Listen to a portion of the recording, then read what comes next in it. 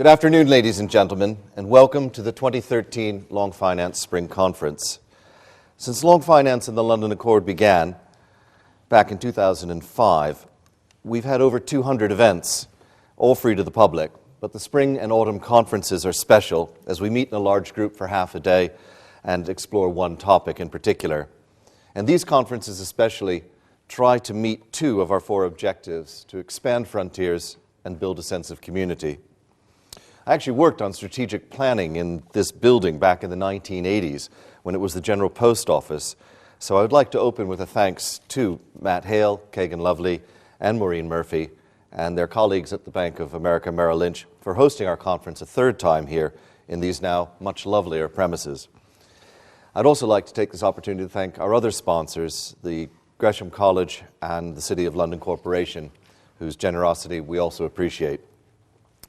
Now, we began Long Finance with a question: when would we know our financial system is working? Today, we are going to attempt to explore simultaneously some of the expanding frontiers of innovation with some of the restricting boundaries of regulation. This tension is an essential part of the financial system, and I'd like to turn for a minute to look first at innovation. Now, without technological change, advancement in productivity, and therefore GDP, would be limited to increasing labor and material productivity, which are finite sources of improvement. And Joseph Schumpeter initiated in 1942 evolutionary economics with his concept of creative destruction. Creative destruction means simply that markets create new things through innovation that must displace existing things. To Schumpeter, entrepreneurial innovation sustained long-term economic growth while simultaneously destroying the value of established companies that enjoyed some degree of monopoly power. Schumpeter tried to define innovation. This is his definition here. But he sort of winds up seeing all change as potential innovation. Numerous people have tried to distinguish invention from innovation. Invention is having a great idea that might be practical, but innovation is introducing it to the world. Of course, we then find ourselves having to distinguish between unique innovations, virtually unique innovations, revolutionary innovations, virtually revolutionary innovations, and so on, or just bog-standard improvements.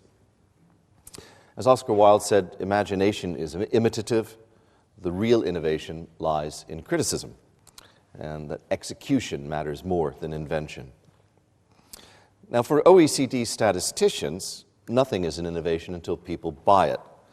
Innovation is about making a difference in the marketplace. New inventions that aren't commercialized aren't innovations to them. If a new invention is commercialized but unsuccessfully, it isn't a lasting innovation. If one company is superior to its competitors, that's because it is innovative. If one company fails, that's because it wasn't innovative enough. Thus, every commercial success is an innovation. Every novel wrapper for a burger, every new phone answering phrase, every inventive internet click function, every new fashion accessory. Momofuku Ando, inventor of the pot noodles, is as important as Thomas Edison.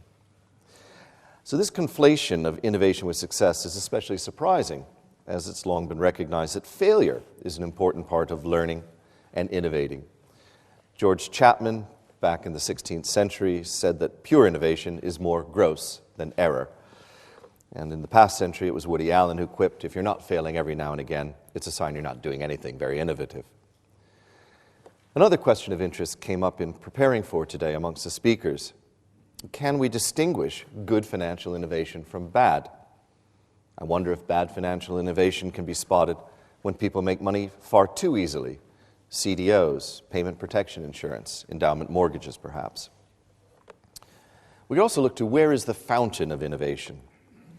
To quote The Economist on Robert Solow's two seminal papers on growth in 56 and 57, invention, innovation, and ingenuity were all exogenous influences to technological progress. So many economists do find the nature of money exogenous to economics, so perhaps ignoring the awkward question on the source of innovation isn't really that surprising. Managing innovation is troublesome. Large R&D processes in industry are certainly not conducive to success, as this slide indicates. Large R&D processes in government are worse, and I speak as someone who was helping manage about 40% of UK government research back in the 1990s. Government and professional commentators are particularly bad at spotting winners. William Sheridan, in his delightful book, The Fortune Sellers, tears apart any structured ability of government or private futurologists to spot winners in science and technology. There are two religious sects on innovation. I would categorize them as top-down versus bottom-up. In the top-down sect, policy and planning lead to new innovations. In the bottom-up sect, you have no idea from where the next big idea will come.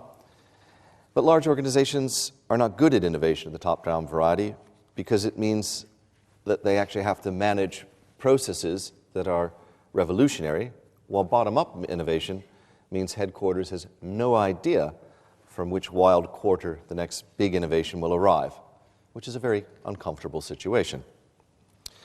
And of all the firms in the ecosystem, by far the ones that really keep innovation going, as bacteria, fungi, beetles, and worms do in biological ecosystems, it's the little folk who matter.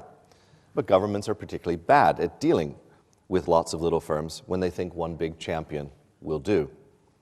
Terence Keeley, who's now Vice Chancellor at the University of Buckingham, set out 3 economic laws of funding civil R&D. He concludes that public sector research displaces private sector research as a multiple. Thus, private sector research is to be preferred.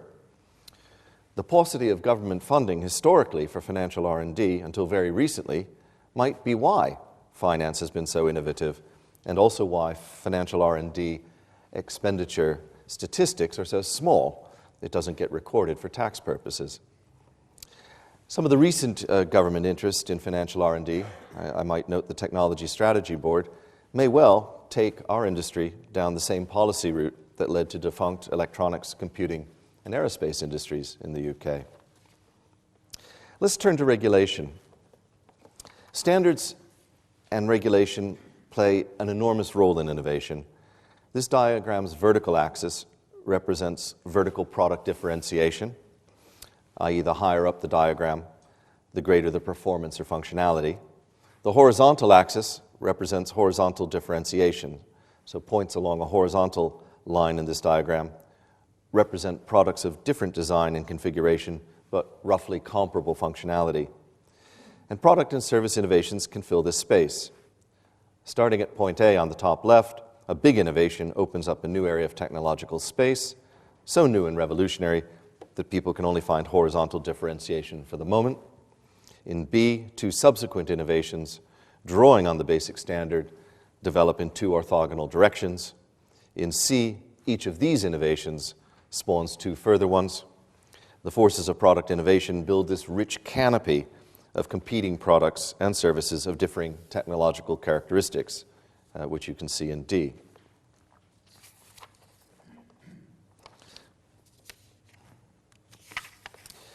Without standards, this tree develops rather evenly across the canopy, but tremendous effort is expended, opportunities for economies of scale are missed, and innovation is duplicated. If we see an area where we have sort of patents or standard clustering, the standards and pseudo-standards encourage more rapid functionality development, but we don't know at what cost or what missed opportunities. Too early standardization leaves the space unexplored. Too late leads to much wasted effort filling the space. And finally, with some kind of proprietary or de facto standard that approaches a monopoly, large areas of the innovation space remain unexplored, and greater confidence in such a standard by consumers and producers can lead to rapid advance, but equally monopoly rents or technology lock-in. And the final point I'd like to make is, if evolution applies to markets, then perhaps the biggest innovation policy is to encourage biodiversity in finance.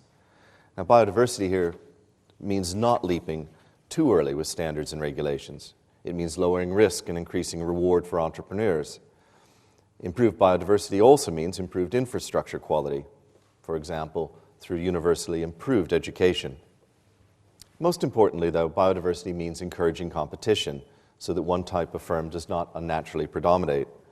Biodiversity requires aggressive anti-monopolies enforcement, Encouragingly, the new Financial Conduct Authority, unlike its predecessor, the FSA, is charged with encouraging competition 14 years after Andrew Tyree's 1999 paper, Leviathan at Large, warning of the dangers of too much concentration in banking, let alone audit or credit ratings. And finally, from cybernetics, I would add Ashby's law of requisite variety to our discussion. Ashby's law states that for appropriate regulation, the variety in the regulator must be equal to or greater than the variety in the system being regulated, or to be a little bit more succinct, the greater the variety in a system, the more regulation will reduce it. So significant government direction inevitably reduces variety. So in summary, today I'm hoping that we touch on some of these themes: defining innovation, sorting out the good from the bad, learning from failure, setting out roles for governments and standards, encouraging diversity and competition. A previous long finance speaker, Professor Raj Persaud, pointed out a hard truth back in 2006. He said, no matter how hard you're prepared to work, and I'm sure you're all very industrious individuals, there are millions of people in India and China willing to work harder than you for about 1/10 of the pay. So as a national economy, for us to be competitive in the future, we can't rely on resources and we can't rely on hard work. What are we going to rely on? We're going to have to rely on innovation, being different and being creative. And that need for innovation certainly applies to finance in London today. So, hopefully I've provided you with a bit of an amuse-gueule for today's agenda. We're following our usual format of 2 speakers, one long and one short, each followed by a panel. On each panel, I'll ask the panelists to make one big point in 2 minutes before we move to open discussions with you, the long finance community.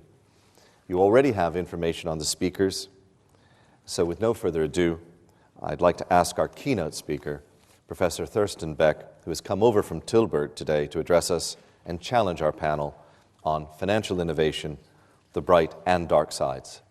Thank you.